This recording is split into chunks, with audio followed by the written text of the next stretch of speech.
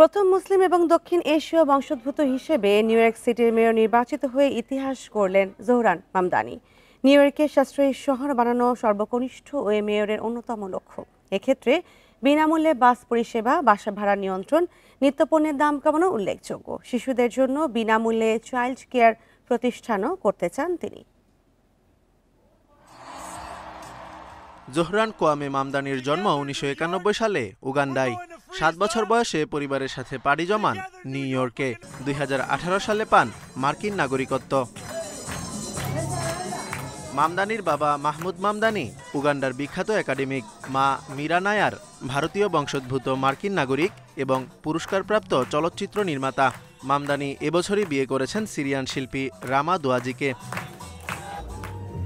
New ইয়র্কের Bronx high school of সায়েন্সে পড়াশোনা করা মামদানি বোর্ডিং কলেজ থেকে আফ্রিকান স্টাডিজে স্নাতক করেন। রাজনীতিতে যোগ দেওয়ার আগে হাউজিং কাউন্সিলর হিসেবে কাজ করতেন তিনি। সহায়তা করেন গরিব পরিবারের উচ্ছেদ ঠেকাতে।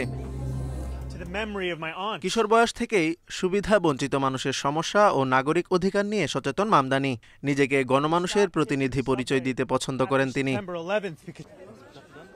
২০২০ সালে নিউ ইয়র্ক স্টেট অ্যাসেম্বলির সদস্য হিসেবে নির্বাচিত হওয়ার মাধ্যমে রাজনীতিতে যাত্রা শুরু করেন মামদানি। এবছর ডেমোক্রেটিক প্রাইমারিতে তার অপ্রত্যাশিত জয় রাজনৈতিক মহলে আলোড়ন তোলে। তরুণ ভোটারদের মধ্যে প্রিয় নেতা হিসেবে জনপ্রিয় হয়ে ওঠেন তিনি।